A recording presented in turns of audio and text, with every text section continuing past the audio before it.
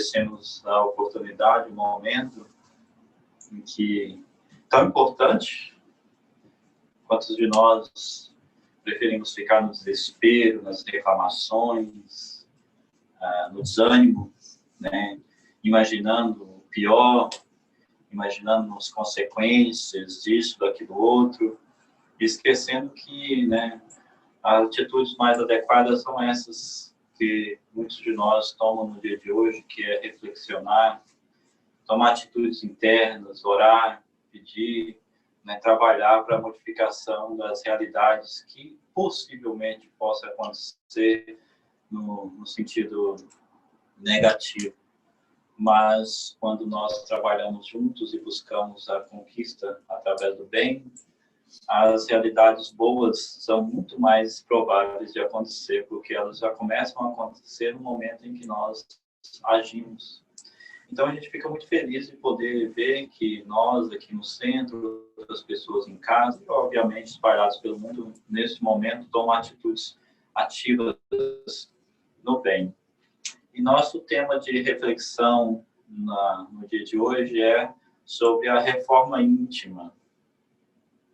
É a primeira vez que eu falo um pouco sobre esse tema, e eu vejo que esse tema de reforma íntima, ele é, assim, espalhado pelo movimento espírita em geral, né? Tem 300 milhões de palestras, livros relacionados à reforma íntima. Teve uma época até que estava mais que popular a questão da reforma íntima. Tem livros. Uma coisa que eu sempre percebi nesse tópico, né, em si da reforma íntima, é que o tópico em si, reforma íntima, ele basicamente foi criado por espíritas, psicólogos ou psiquiatras encarnados, que desenvolveram livros e técnicas relacionadas à reforma íntima. Se nós procurarmos na história de psicografia de Emmanuel, por exemplo, a gente vai, raríssimas vezes, vamos encontrar a terminologia reforma para referir-se a mudanças íntimas, a transformações internas.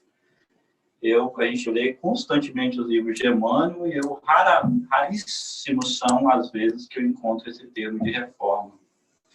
Mesmo nos livros de Joana de Ângeles, que a gente vê que Joana de Ângeles é uma autora espiritual que trabalha profundamente as questões psicológicas, espirituais do ser, né, relacionadas à psicologia.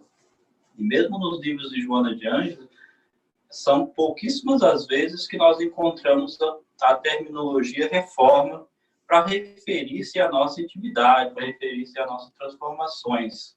Joana de Ângeles fala do autoencontro, do autodescobrimento, do autoconhecimento, de vários autos, né, que ela refere nos seus livros, fala das nossas mazelas, fala das nossas transformações, fala da nossa história espiritual. Para a gente trabalhar um pouco com Joana de Ângeles, a gente conhece a sua literatura e a gente percebe que a terminologia reforma, ela não é tão usada pelos espíritos desencarnados quanto ela é utilizada por uma grande parcela da literatura nossa física, né? E para mim pessoalmente ela não funciona tão profundamente para mim também, a terminologia reforma. E muitas vezes nesse estudo da reforma íntima nós temos uma sistematização com que fórmulas para fazer essa reforma, que refere-se à nossa transformação. Nós entendemos perfeitamente o que o palestrante, o que a terminologia quer dizer, né? Mas eu percebo que muitas vezes nesses estudos, pessoalmente, eu não me encaixo, né? E não consigo absorver e fazer aquilo que normalmente são escritos nos livros de reforma íntima. Eu estudo, eu vou para o meu dia a dia, e eu percebo que ao longo dos anos parece que aquilo não está funcionando, né? E, pelo que eu converso também, não sei o que está faltando aí nesses estudos de reforma íntima, porque para mim, quando eu falo em reforma, não sei se é porque, obviamente, pela minha cultura, pelo meu ser e tal. Quando eu falo em reforma, muitas vezes eu penso em coisas materiais, porque o termo reforma, muitas vezes ele se refere à reforma de uma casa, certo? E para reformar uma casa, então vai lá tirar o objeto, colocar novo e tal, reformar um carro, reformar isso, reformar aquilo outro. Esse termo reforma, raramente ele é aplicado a um ser vivo. Por exemplo, quando a gente vai falar de uma planta que está morrendo, que a gente precisa fazer com que ela vive de novo e tal, é melhor, nós não referimos a vamos reformar aquela roseira, porque aquela roseira está com problema, ela está com fungos, está com um parasita. Nós não referimos a uma plantação que está com problemas e tal, vamos reformar essa plantação aqui, né? Nós utilizamos outros termos de regeneração, por exemplo, até nós temos agora a nossa mudança, né, de planeta de provas e expiações para o planeta de regeneração, né? Então, ou seja, significa que nós estamos vindo de um histórico espiritual através das nossas reencarnações, onde nós, né, adquirimos e nos adoecemos espiritualmente, moralmente, profundamente. Então, estamos com egoísmo recrudescido, o orgulho cristalizado, vaidade, todas as mazelas que são doenças espirituais nossas. Nesse planeta de regeneração, ou seja, através desses séculos e séculos que virão, nós temos o trabalho de regenerarmos, porque é um planeta de regeneração. E regenerar-se não é o mesmo que reformar, que é o termo reforma, muitas vezes significa arrancar uma coisa e colocar uma coisa nova no lugar daquela que estava velha, né? Vou colocar, por exemplo, esse púlpito aqui, vou pegar, tirar as partes velhas que não prestam e vou colocar uma parte nova. No planeta de regeneração, nós temos a obrigação, nosso trabalho é de pegar todas as nossas doenças morais e regenerá-las, ou seja, torná-las saudáveis, aproveitáveis, utilizáveis para a nossa evolução, para o bem geral e para o nosso bem. Nós não iremos e não fazemos isso, arrancamos uma coisa, né? Fazemos uma cirurgia lá, bem profunda, como foi feito no meu dente aqui, arrancamos e jogamos no lixo. Nós regeneramos aquilo que foi adoecido ao longo do tempo. Porque se a gente for tomar em consideração profundamente o que realmente nós somos, o que os Espíritos nos informam que nós somos, então, aquilo que Deus colocou em nós em primeiro lugar. Todas as virtudes, tudo de bom que existe está em nós. Isso é a nossa realidade e que vai ficar para sempre. O que estamos fazendo ao longo da nossa história reencarnacionistas é desenvolver, ampliar e crescer isso ao infinito, né? Então, significa que nós estamos destinados a sempre uma perfeição maior até uma perfeição absoluta, como Jesus e assim por diante, né? Significa que vai chegar um momento na nossa história evolutiva, que está mais perto do que mais longe, em que essas nossas mazelas, os nossos defeitos, os nossos vícios, as nossas maldades deixarão de pertencer ou estar conosco, porque foram, então, liberadas. Isso significa também que as nossas imperfeições, né, do vício, da preguiça, da avareza, de todos os outros, foram adquiridos pouco a pouco no decurso da nossa evolução. Não foram criados conosco. Deus não colocou lá em nós a avareza. Deus não criou lá a maldade. Deus não criou lá a corrupção, né? Corrupidez. Nós adoecemos ao longo do tempo, e isso então for agregando em nós. E chegará um momento que isso de novo desaparecerá, como está desaparecendo pouco a pouco. Se levarmos em consideração há 500 anos, há 300 anos em outras reencarnações nossas, se nós pudermos relembrar-se nesse momento, nós veríamos que estávamos em situações muito mais pior do que estamos nos dias de hoje. Significa que éramos mais egoístas, mais orgulhosos, mais avarentos, mais preguiçosos, etc. E agora estamos melhores porque o nosso trabalho de regeneração, de trabalho ou dessa reforma íntima fora executando ao longo do tempo. Então, estamos num caminho ascensional de melhoria. Isso para dizer que, em essência absoluta, a maldade, todos os vícios não são reais. Não são reais no sentido absoluto, porque aquilo que existe jamais deixa de existir. Como lá dizia Lavoisier, ou seja, nada se perde, tudo se transforma. O que Deus cria jamais deixa de existir. A matéria, por exemplo, que é essa chamada destruição, ela não é uma destruição absoluta. Quando esse púlpito, ou essa cadeira, ou qualquer coisa material se destrói, ela se transforma em um outro tipo de energia, um outro tipo de matéria que tem essenciado ou não, mas em essência não deixa de existir porque fora criado por Deus. Então jamais deixará de existir nós, espíritos imortais, nós não deixaremos de existir porque fomos criados por Deus. E, no entanto, ou seja, as maldades, os vícios não foram criados por Deus. Significa que essas nossas virtudes, os potenciais que Deus nos criou, nos dotou na nossa criação para ser desenvolvido ao longo dos períodos evolutivos, foram adoecidos pelo nosso comportamento, utilização do nosso livre-arbítrio. Não é que fora criado um orgulho por nós mesmos, porque nós não temos a capacidade de criar nenhum mal no sentido absoluto. Ele existe hoje porque é a ausência do bem. Porque se o mal fosse absoluto e fora criado, ele existiria para sempre. No entanto, o mal ele existe hoje na pessoa. No entanto, se a pessoa tiver força suficiente, esforço suficiente, ela pode deixar de praticar o mal a todo momento. E a gente tem, ou seja, exemplos disso constantemente à nossa volta.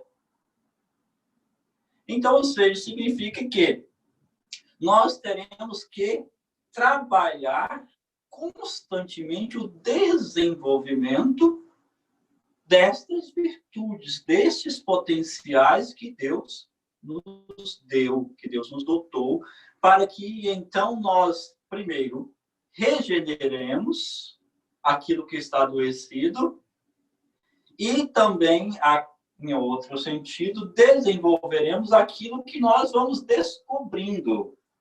Por isso que Joana de Ângeles trabalha muito bem no seu livro, ela chama de autodescobrimento. Nesse processo de reforma íntima, por exemplo, para mim, o primeiro passo de qualquer trabalho, ele é o descobrir-se daquilo que se tem, daquilo que se precisa trabalhar, do bem, daquilo que está bom, daquilo que está ruim. Então, muitas vezes, e isso só pode acontecer num processo de trabalho constante nas experiências que nos chegam. Por quê? Estudar intelectualmente isso ou aquilo outro, fazer aquilo na mente é uma coisa. Isso a gente sabe. Porque aqui na nossa mente tudo funciona bem. Não é isso que está acontecendo comigo. Olha, eu estou com um certo grau disso, um certo grau daquilo outro, vou fazer isso, vou fazer aquilo outro. Mas o problema é o seguinte, que quando eu encontro com a experiência dita, quase sempre aquilo que está na minha mente, aquilo que eu planejei, não acontece. Eu fico mais nervoso, mais irritado, ou menos, ou mais, e quase sempre a gente falha naquilo que foi esperado na mente. E muitas vezes até nós iludimos que aquilo que a gente fez na mente já é o suficiente. Não, eu já sou uma pessoa boa, eu já sou uma pessoa que sei perdoar. Eu sou uma pessoa perdoadora. Porque eu agora faço orações, eu emito energias boas para o meu próximo, estou estudando o Evangelho, etc. No entanto, o que nós não sabemos ainda é que não encontramos uma situação tão aguda e dolorosa que vai nos machucar profundamente. E daí a pessoa, puxa vida, eu achei que eu conseguiria perdoar facilmente, mas eu vejo que agora já tem tantos meses que essa pessoa me feriu, não consegui ainda perdoá-la. Mas antes, em teoria, na minha cabeça, eu achava que era uma pessoa perdoadora. Nesse momento, da experiência, eu descobri uma problemática, uma dificuldade interna. Eu descobri, estava lá, eu não sabia, ou sabia até certo ponto, eu não descobri, está ali. Agora, quando eu descobri aquilo, né, quando eu detectei aquilo que a gente não tinha tanta consciência, o que a gente precisa, então, fazer?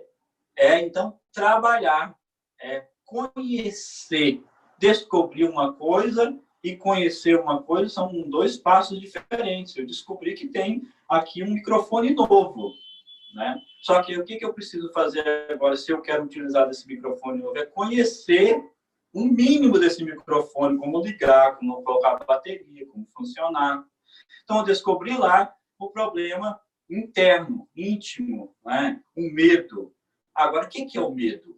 Eu vou conhecer o medo, vou destrinchar, vou trabalhar, vou procurar informações como o medo surge, quais que são as consequências do medo, o que pode surgir de coisas negativas, o que seria positivo em relação ao medo, o que não é positivo. Então, eu vou conhecer. Nesse conhecimento da situação, eu vou surgir, então, com soluções possíveis para aquela problemática, para o medo, por exemplo. O que eu posso fazer para poder, então, vencer o medo? Aí eu vou buscar lá oração, vou buscar lá fé, vou, então, entender a minha intimidade. Vou trazer aqui um slide que vai explicar isso melhor. É só mais para apresentar para vocês as situações.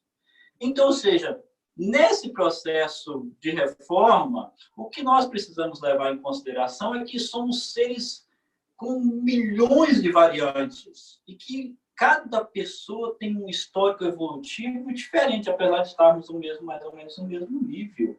O que funciona perfeitamente para um não funciona para o outro. Porque cada um traz um trauma, uma história diferente. Uma coisa simples que é para mim, para o outro não é, porque ela pode ter um trauma de outra encarnação justamente naquele setor que agora, ou seja, ativou na sua intimidade um processo muito doloroso. Então, não dá para me criar fórmulas para o ser humano.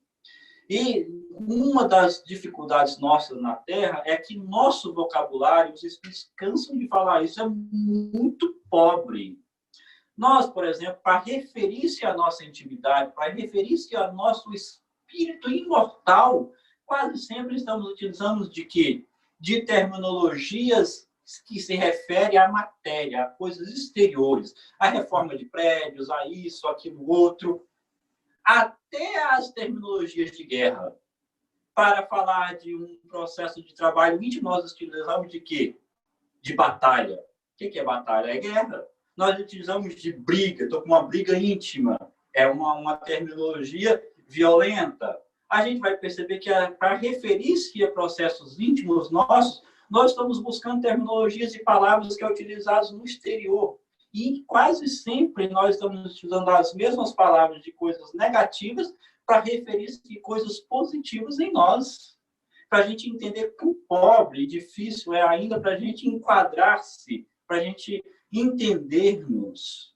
Por isso que a gente precisa buscar, ou seja, entendimento melhor de que nós não somos matéria, nós não somos batalhas de guerra, de brigas, nós somos os seres imortais que modificamos a cada segundo, a cada palavra, a cada pensamento, somos um ser diferente. Então, ou seja, não dá para a gente utilizar e estar apegado excessivamente a terminologias estáticas, né? A formas estáticas, porque nós somos seres que estamos evolvendo constantemente. A cada momento a gente vai precisar de terminologia, de explicações que mais se adaptam a uma realidade íntima, a um processo ascensional que estamos tendo. Por isso que nós, ou seja, precisamos constantemente, ou seja, por isso que Jesus é o mestre por excelência. Se a gente for procurar por exemplo, nos evangelhos de Jesus, ele quase sempre está utilizando a natureza, historinhas das parábolas, porque daí leva a psicologia da pessoa a entender, se colocar numa situação.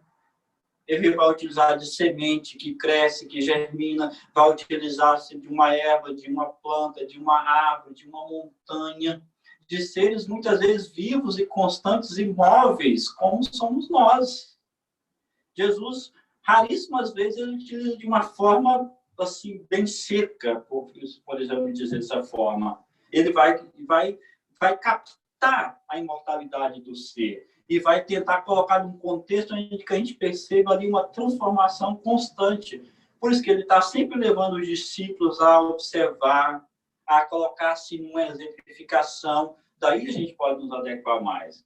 E nesse processo de reforma íntima, se a gente puder utilizar esse termo, que eu acho que a gente pode, mas a gente precisa entender melhor o que significaria isso, eu utilizaria muito mais o termo transformação, porque a gente pega aquilo que está de uma maneira e vamos transformando, vai modificando ou transmutando para melhor aquilo que está ruim, ou regenerar, porque o termo regenerar vai pegar aquilo que está doente, como uma plantinha que está má, ela vai regenerar-se em uma planta que vai ficar viçosa, vai ficar bonita, vai ficar trabalhando, né? Então, a gente vai regenerar. Eu acho que esse termo de regeneração, do planeta de regeneração, ele é perfeito, porque justamente faz isso conosco nesse mundo agora. A gente vai pegar tudo aquilo que está velho, ruim, doente, mal e tal, regenerar-se para se surgir um ser novo, transformado, modificado para melhor. E é isso que nós fazemos na Casa do Espírito. Nós pegamos o Evangelho de Jesus, né, e para mim, né, eu acho que é verdade, que a melhor forma que existe, que vai existir para nós por um bons séculos, é o Evangelho de Jesus, nesse processo de forma de transformação íntima. Porque lá Jesus não utiliza nada de termos estáticos, ele tem as fórmulas, né? Se podemos dizer de fórmulas, fala do perdão, por exemplo, 70 vezes 7 vezes é uma fórmula, né? Mesmo a gente tomar essa fórmula literal, que a gente não precisa tomar, mas mesmo a gente tomar ela literal, como 70 vezes 7 vezes, a gente somar e tal, vai dar uma quantia de números, a gente tomar literalmente, vai ser uma fórmula que vai nos trazer muito benefícios. Quem aqui já perdoou 70 vezes 7 vezes? Vai ser difícil, mas se você tomar isso como literal, mesmo tomando literalmente, ela funciona, né? Então, eu sugiro que nós, né, estudamos esses temas, tomamos esses livros como observação, estudamos, como eu faço, mas eu prefiro utilizar esses termos e essas fórmulas que está no Evangelho, que funciona bem. Mas eu trouxe aqui para poder ajudar a gente, né, para referir-se ao tema de reforma íntima, que eu acho que a gente está tudo englobado aqui no que eu estou falando, alguns passos aqui, ou algumas referências que vai nos ajudar, que eu vou explicar para vocês. Se eu conseguir ler ali. E agora o pessoal do Zoom lá vai ficar. Eu tenho que ler ou vocês podem ler? Aqui é o crer retamente. Eu trouxe uns passos aqui. O crer retamente, ele é interessante, porque nós temos uma crença, né, que é o Espiritismo. Vamos colocar aqui como crença, que é o Espiritismo, ou seja, essa filosofia, essa ciência e essa religião. Nós temos o Espiritismo como base dos fundamentos morais, incluindo, obviamente, o Evangelho de Jesus, que está dentro do Espiritismo. Então, isso significa que a base de todas as nossas reformas, das nossas mudanças, das nossas regenerações, das nossas ações, ela precisa ser baseada no nosso crer, naquilo que nós cremos. Porque se nas atividades, se nós estamos fazendo movimentos de transformação ou de reforma íntima, que não está alinhada com a nossa crença, há ali um gap, há ali uma fissura, há ali um fragmento que não vai funcionar. Porque como é que eu vou fazer um trabalho de transformação moral se a crença que eu esposo, que aí eu acredito, ou seja, não apoia? né? Não está ligado. Então, ou seja, os passos que nós precisamos dar, ela precisa estar com a crença de crer retamente. Precisamos pegar os princípios espíritas e aplicar naquilo que nós estamos fazendo nesse processo ou em qualquer processo da nossa. O problema é que muitas vezes, né, aquilo que nós fazemos, seja nas atividades exteriores ou naquilo que se refere à nossa intimidade, ela não está bem alinhada com a nossa crença interna. Nós estamos, por exemplo, ou seja, criticando, né, maldosamente o próximo, ou, né, lançando julgamentos precipitados e tal. Isso não está em alinhamento com a minha crença, porque a crença que nós temos no Espiritismo não apoia essas atitudes, não, ou seja, valida pensamentos dessa natureza. Então, nesse momento que eu ajo em desacordo com a crença que eu tenho, há aqui, então, uma diferença entre aquilo que eu creio, que eu aceito, e entre aquilo que eu ajo. E se nesse processo de autoanálise eu vejo uma dificuldade, uma preguiça, como a indolência, como a irritação e outras naturezas negativas em mim, e daí eu falo, não, está tudo bem, está tudo bem mesmo, óbvio. Só que se eu me comprazo em isso, e ao mesmo tempo tem como crença o Espiritismo que não, ou seja, apoia esse tipo de indolência, há uma fissura, há de novo uma incongruência aí. E daí não funciona. O que precisamos fazer? É esse esforço. É óbvio que vai existir, né, essas dificuldades, porque estamos num processo de aprendizado. No entanto, o que nós precisamos fazer é o esforço diário para estarmos, né, mais alinhados possíveis a cada instante com o nosso crer retamente. Isso significa crer retamente, não é aquilo que eu adapto. Eu pego o Espiritismo e adapto aquilo que eu faço. Ah, não, mas você sabe, né? A gente tem muita reencarnação. Você sabe, a gente precisa ser mais... seja, apoiar mais os nossos processos lentos e tal, coisas assim fascistas da nossa mente, porque a gente pega lá o Espiritismo, dá uma distorcida nele e tal, e adapta a nossa dificuldade para poder a gente ficar bem com a nossa mente, com a nossa consciência. Isso não é crer retamente, é distorcer aquilo que a gente crê, que é aquilo que a gente vê, com aquilo que a gente tem. E daí, ou seja, muitas vezes a gente está apoiando, está fingindo, né, ou está pegando lá uma crença espírita, um princípio espírita para apoiar aquilo que eu não quero fazer mudança hoje.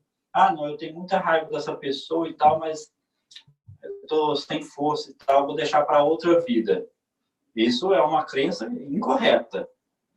Talvez eu não tenha força agora de perdoar e tal, que é tudo ok, mas a gente precisa falar, precisa crer que eu preciso me esforçar e buscar métodos positivos para resolver a situação. Isso sim é o crer retamente. Aquilo que Kardec fala, que eu acho que é o método que funciona e é o método mais perfeito que o Espiritismo pode nos trazer de reforma íntima ou de qualquer trabalho, que é o esforço diário para trabalhar, para modificar as nossas más tendências. Esse trabalho diário que vai encaixar lá com o que a gente pode falar mais adiante da resposta lá do Santo Agostinho de interrogar a consciência todo dia para ver o que precisa ser melhorado. Encaixa perfeitamente, porque se eu interrogo a minha consciência todo dia, significa que é um processo constante, não é uma vez só.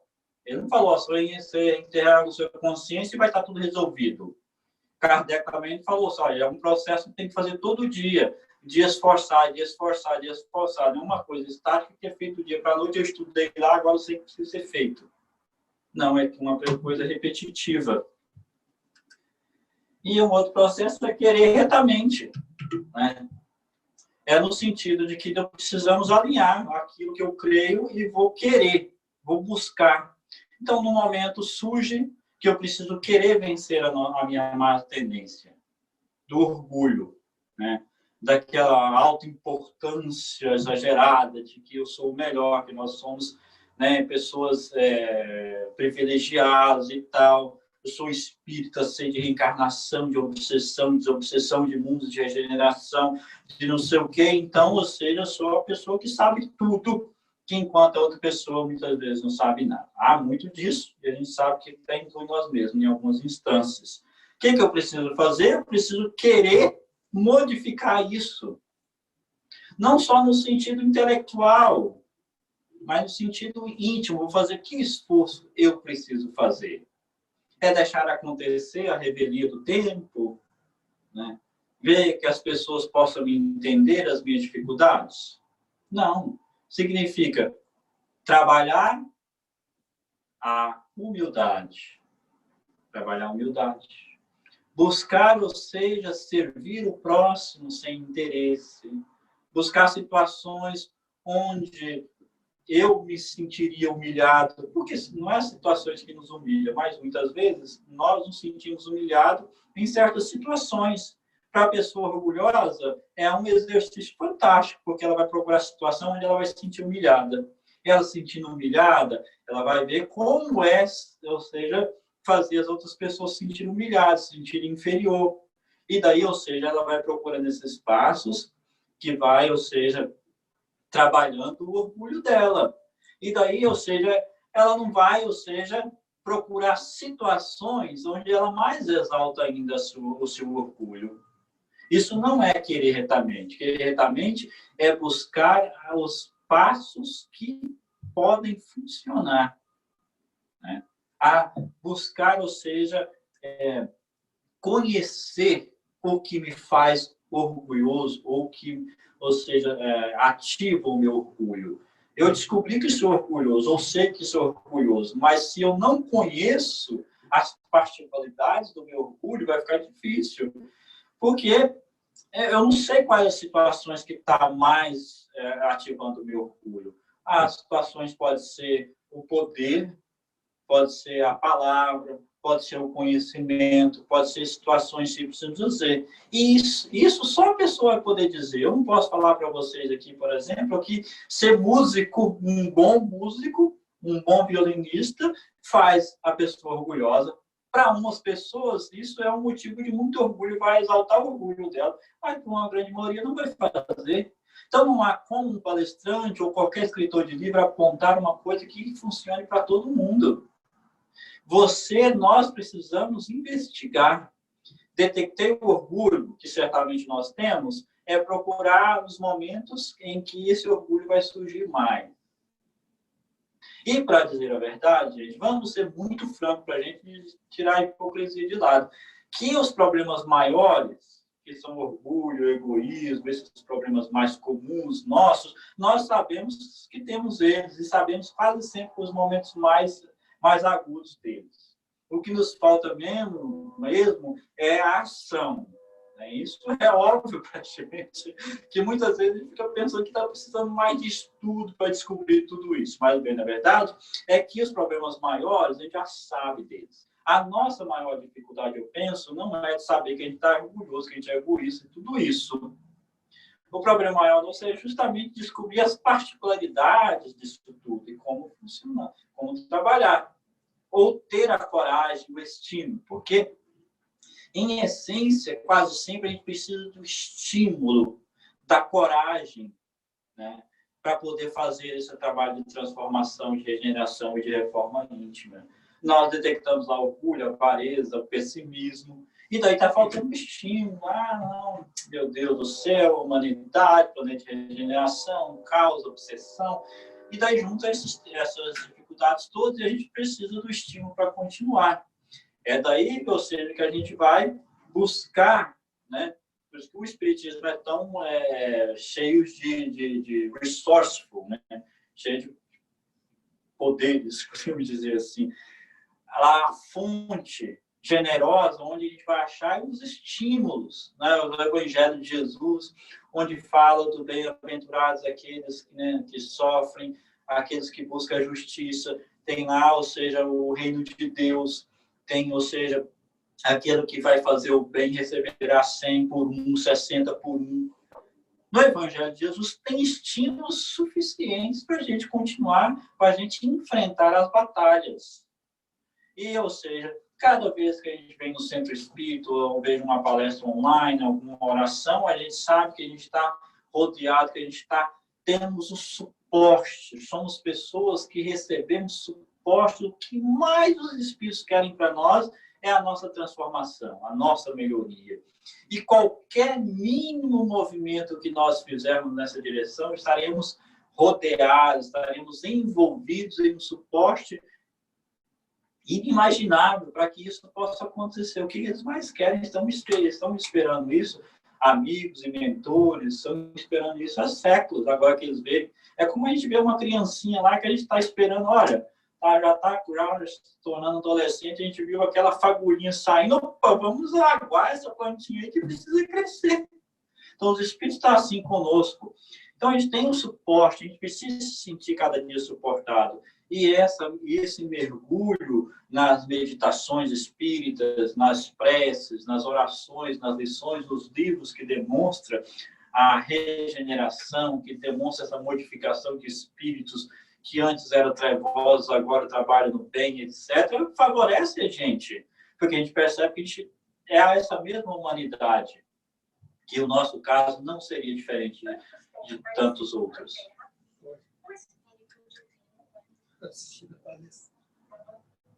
Qual que é? Falar retamente. Nós, infelizmente, temos um trabalho a fazer muito grande, que é o trabalho do diálogo, da conversa. Nós temos os princípios que esposamos da nossa crença, de apoio, de pensamentos positivos, e tudo isso que a gente já está cansado de saber, mas a gente percebe que no momento que toca as nossas paixões, os nossos pontos de vista, a nossa conversação começa a degenerar. A gente percebe claramente a vibração que começa a surgir. E não basta muito, não. Nos dias de hoje, onde o diálogo, onde a opinião, ela é assim, meio que tomada como oposição, se você não concorda com isso e não concorda que o outro vai com aquilo, o negócio começa a degenerar-se. E a gente não está falando lá fora, não, a gente está falando de espíritas bem encarteirados. Né? E daí, ou seja, o falar retamente começa, a gente nem precisa sair muitas vezes da casa do espírita para ver que a nossa fala não está nada de acordo com a nossa crença. E não está nada de acordo com o meu crer. Porque se eu falo que eu estou transformando, que eu estou trabalhando o meu orgulho, ou a minha preguiça, a minha fala, não chegar agora, sabe o que eu vou fazer? Eu vou dormir 10 horas seguidas. Mas aqui eu estou querendo me transformar numa pessoa mais ativa. Como é que a minha fala pode contradizer o meu querer? Né? Se a minha fala contradiz o meu querer e o meu crer, né, aí está completamente, o negócio não está funcionando. Se eu quero fazer uma transformação íntima e a minha fala está constantemente desmentindo, é preciso retrabalhar isso, voltar lá na crença, voltar lá no outro passo, falar, não preciso modificar a minha fala. A minha fala tem que ser essa positiva, corajosa, etc., né? Mesmo com muito esforço. Por isso que o vigiai, esse vigiai e orar de Jesus vai levar-nos a querer, a falar retamente. Ixi, meu tempo já está acabando, meu Deus. O tempo nessa casa é o tempo quântico.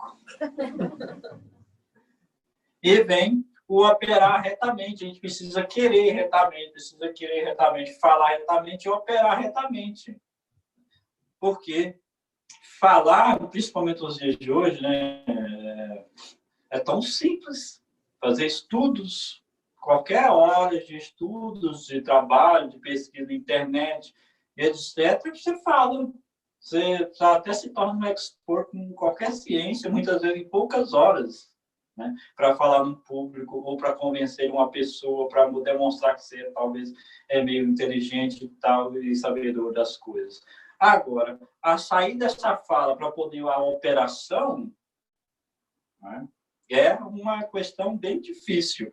Eu me lembro, por exemplo, quando eu trabalhava no Brasil, que eu trabalhava em uma concessionária de mecânico, então tinha aqueles funcionários que chegavam para registrar-se, começar novo, que eles vinham de escolas técnicas, onde eles aprendiam tudo no livro.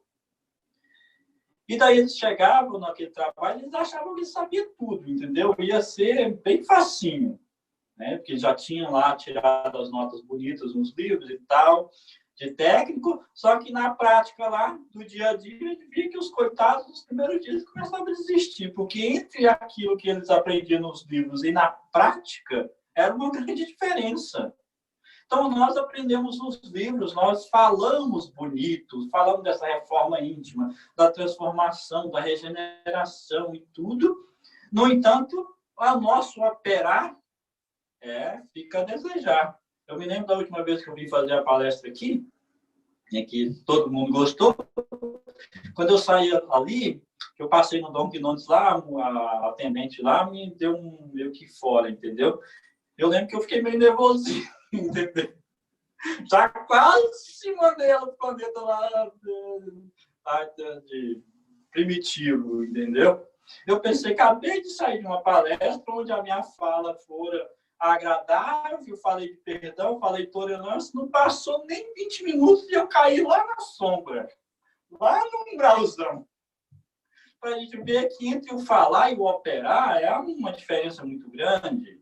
E quase sempre a gente está falhando, né? Mais no operar. Nos dias de hoje, esse aqui, o falar não retamente, é o mais popular. E o operar retamente, então, está ficando a desejar. Então, se a gente quer fazer uma reforma íntima, uma regeneração íntima, vamos trabalhar esses pontos de falar, de pensar, de querer. Porque ninguém faz nenhuma reforma, ninguém faz nenhum trabalho se não querer. Ninguém faz nada se não operar, se não agir. Ninguém fala nada, a não ser que seja mudo, sem falar. Mesmo o mudo fala, né, através dos sinais. E o outro aqui é o quê? Viver retamente. Viver retamente. A gente vai, ou seja, juntando esses pontos. Aliás, esses pontos aqui, eu estou adaptando da Joana de Ângeles, porque esses pontos aqui estão lá no livro da Joana de Ângeles, eu acho que é Imbatível Amor. Não lembro exatamente o livro, que eu utilizei em outra palestra. Ela utiliza até outro. Não, ela é Libertação. Sobre o livro Plenitude, eu acho. Não lembro exatamente o livro da Joana de Ângeles, mas esses pontos aqui é adaptado de Joana de Ângeles, que eu estou trazendo para a gente aqui hoje. Então, esse viver retamente vai, então, juntar esses pontos do crer, do querer, e tem também o do pensar, que eu acho que não está aqui, que é o pensar retamente. Se a gente aglomerar todos esses pontos, a gente vai viver retamente. Significa que, ou seja, no meu diário vai ter o meu pensar, vai estar alinhado com o meu falar vai estar alinhado com o meu agir, o meu querer vai estar alinhado com aquilo que eu vou fazer, vai estar alinhado com a minha crença. Significa que o meu levantar vai estar alinhado com a minha crença. Quando eu chegar no final do dia, vai estar um alinhamento. Porque, né, isso realmente é um trabalho, seria um método efetivo.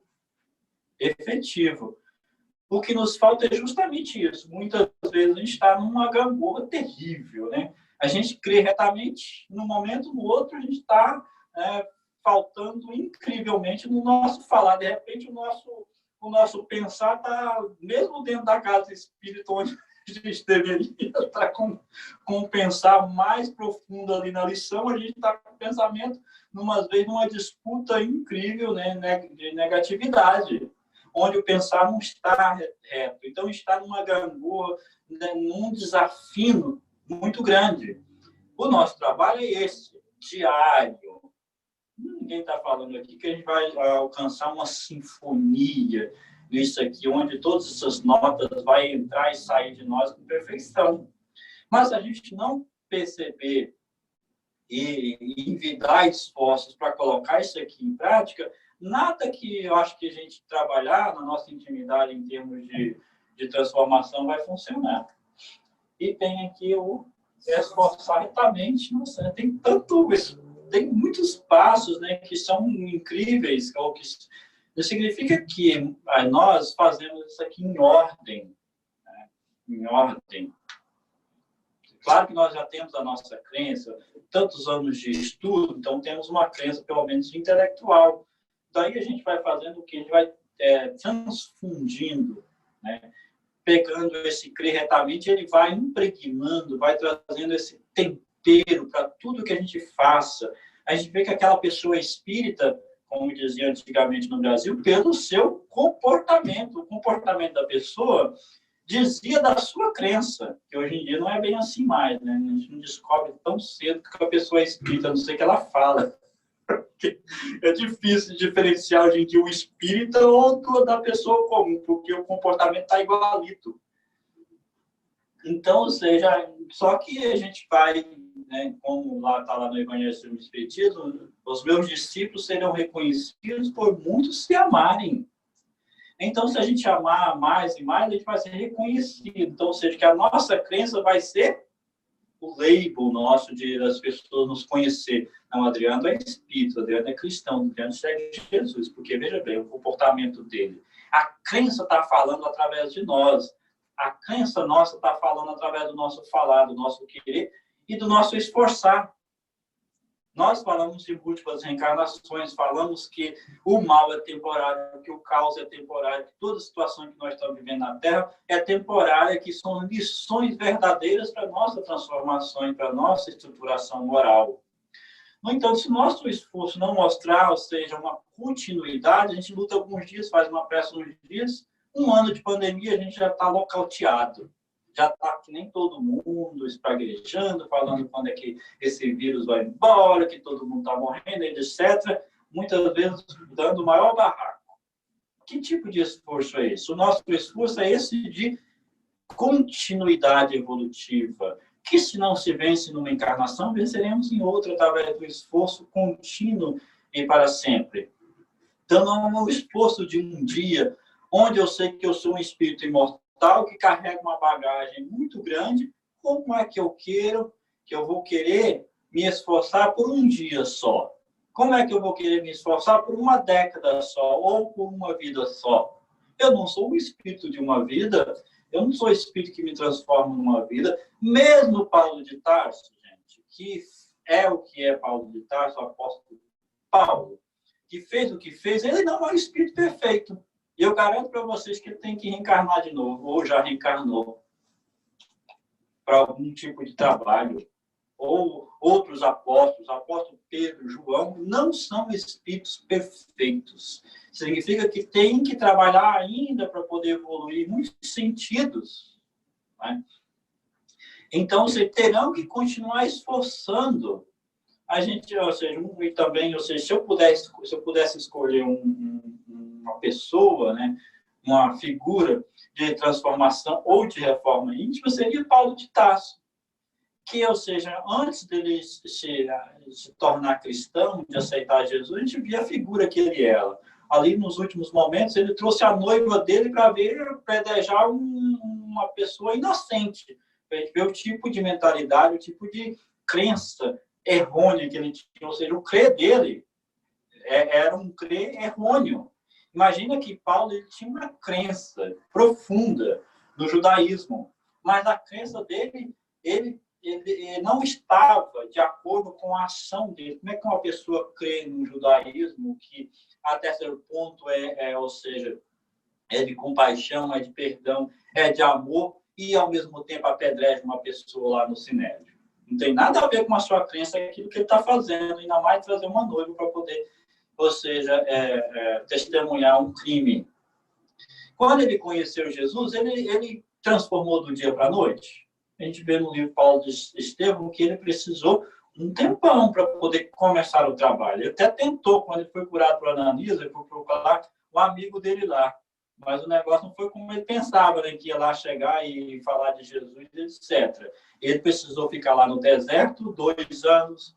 Ele encontrou lá o Aprila e o outro lá, a mulher, o casal lá que ele tinha perseguido Israel. A priori, ele não teve coragem de falar que ele foi o perseguidor. Ele precisou de um trabalho para iniciar, um trabalho de base, ali de regeneração daquilo que ele cria antes, colocar em xeque, criar coragem, criar estímulo para poder topar, ou seja, o desafio que ele tinha pela frente. Ele teve que voltar com a cabecinha baixa lá para Israel para poder pedir asilo para os apóstolos lá na mansão, na casa do caminho. ao longo do seu messianato, ele teve momentos de dificuldades, momentos, né, onde a Abigail vinha, consolava ele e tudo. A gente vê que um processo constante ali, não foi um processo automático do dia para a noite, onde ele descobriu Jesus e se modificou.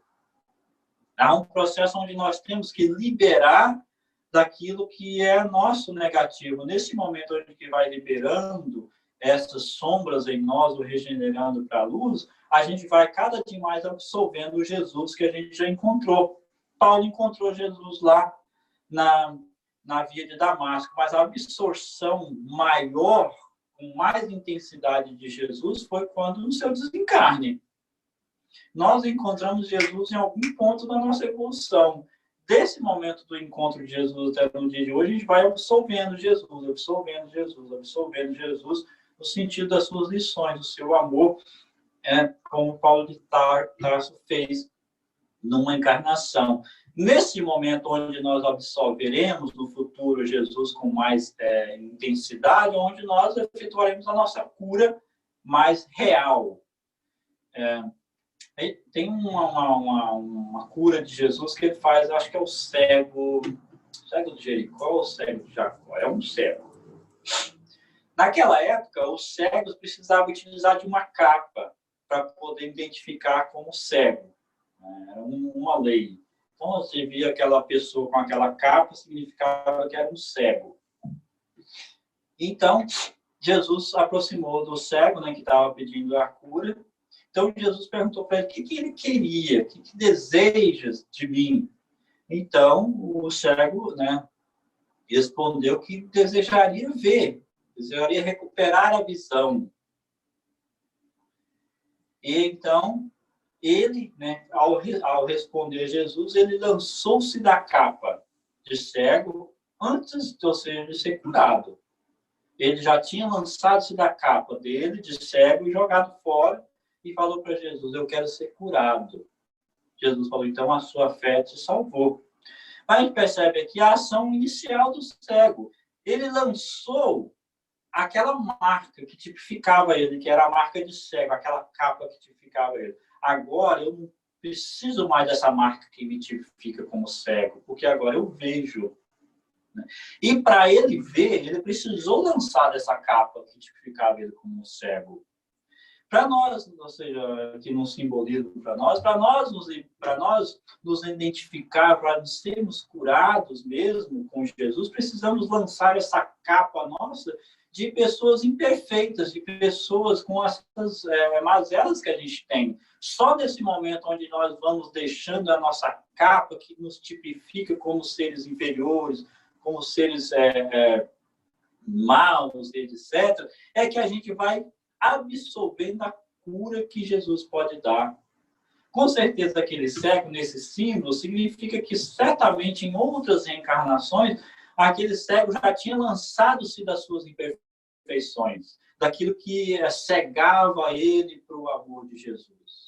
Porque, na realidade, as nossas imperfeições nada mais é do que a nossa cegueira para o amor perfeito de Jesus. Nós só poderemos enxergar Jesus com mais essência quando essa cegueira, quando essa catarata moral nossa for afastada de nós.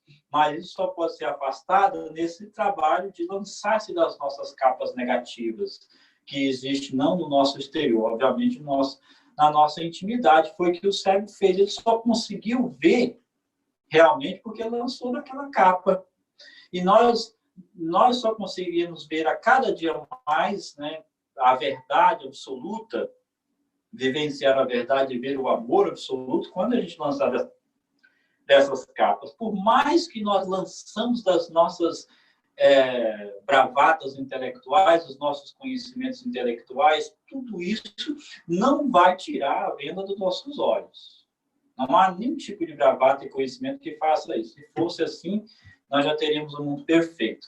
O que vai nos fazer realmente pessoas que enxergarmos com mais pureza, ou sermos pessoas mais felizes, mais pacificadas, vai ser justamente a prática do bem. Ainda tem mais dois aqui, meu tempo já acabou. pensar retamente aquilo que eu tinha falado e meditar retamente, que é um passo que Joana de Anjos nos ensina. Assim, temos muitas técnicas de meditação. Joana de Anjos não vai profundamente no sentido de técnica de meditação, tempo. Ela tem até livros sobre meditação, aliás. Mas o que eu gosto desses espíritos é que eles são muito simples, não há exagero, não há excentricidade, não é excêntrica na questão da meditação. Ela fala, começa com uma meditaçãozinha de 3 minutos, em torno da sua vida. Esse trabalho de meditação vai te ajudar na concentração e tudo. Ela não exige, não passa nenhuma excentricidade. Depois, os passos podem, ou seja, continuar numa meditação mais profunda. A gente percebe sempre que eu gosto, que a gente deveria sempre utilizar esses espíritos mais gabaritados do espiritismo. A gente vai perceber como eles são muito simples e como eles são super generosos conosco. O meu preferido é sempre Emmanuel. Ele consegue transformar uma leiturinha lá da Bíblia em uma lição de uma vida toda, sem condenar. Ele é sempre inclusivo. Emmanuel nunca falou espíritos da terra, espíritos terráqueos, vós, sociedade humana, vós, espíritas. Ele faz sempre nós, seres humanos, nós, espíritos imortais, nós. Nunca Emmanuel, eu vi na literatura de Emmanuel, ele se colocar fora do contexto daquilo que ele escreve. Ele sempre se coloca como necessitado, como todos nós, que é o contrário de muitos autores, que fala, vocês, terráqueos, espíritos em transformação, etc., como se fosse uma pessoa à parte, como se fosse um espírito que estivesse num patamar, ou seja, desidentificação. E Emmanuel, nesse setor, ele é generoso. Joana de Anjos e tantos outros também são da mesma classe. Esse é o tipo de espírito que é espírito guia, espírito modelo, no sentido mais abaixo de Jesus, que nos ajuda realmente nas transformações. E outros pessoas da literatura são também muito confiáveis. Nós precisamos estudar. Então, confiamos nesses espíritos que a gente está acostumado com eles, confiamos em Jesus Cristo, procuramos esses modelos. Se você quer uma pessoa mais próxima, assim, né, eu sugiro Paulo de Tarso, leia o livro Paulo Estevão, né, ou outros livros também desses cristãos primitivos, mas Paulo, por ter o seu histórico antes de Jesus e depois de Jesus, e uma luta muito grande, a gente vai perceber aí um trabalho de reforma íntima. A gente estava falando de um outro livro também que eu sugiro, que é 1500 anos de Eustáquio, conta a história desse espírito de 1500 anos da história dele, reencarnações sobre reencarnações. A gente quer entender um pouco da história evolutiva de um ser, para poder ter um paralelo com a nossa, etc., tirar exemplos, né? Não só de uma vida, que muitas vezes, por exemplo, na obra de André Luiz, Manuel Fulano Miranda, Ivone Pereira, tem história de 5 vidas, de 2 vidas, ou de uma vida de um espírito. E muitas vezes alternados. Nesse livro 1500 anos de Eustáquio, conta a história de um só espírito através de 1500 anos. Significa que eu nem sei quantas reencarnações tem naquele livro daquele espírito. Então a gente vai poder ver as falhas, o que ele poderia e tal, de uma encarnação para outra, fazer uma comparação. Então, ou seja, é um trabalho de reforma íntima que esse espírito fez ao longo de 1500 anos. E na última encarnação dele, que foi na França, como médico na época da guerra, acho que era a Guerra da Crimeia, eu acho, ele já foi um médico maravilhoso, muito, que inclusive, se eu não me engano, trabalhou com a irmã Sheila, em algum ponto. Então, foi um médico já, um espírito regenerado, que fez uma transformação íntima, ou uma reforma íntima, através desses 1500 anos. Mas foi uma história, assim, épica, de trabalho, de falhas, de obsessão, de toda uma tragédia que um espírito pode passar através de reencarnações. E a história dele, por ser um ser humano, um espírito também evolutivo na Terra através dos milênios, não é tão diferente da nossa, né? Então, se a gente quer uma história mais longa, eu sugiro ler esse livro, e tantos outros livros, né? Como da Ivone Pereira, por exemplo, memória de um suicídio e tantos outros. Mas o meu tempo está acabando. Eu sugiro que vocês aí continuem com a reforma íntima, com a transformação íntima, com a regeneração. Vocês têm muitos outros agora tópicos para poder continuar aí. E a gente confia que Jesus vai nos ajudar e ser para a gente sempre a pessoa que vai ter a fonte para nos ajudar. Muito obrigado.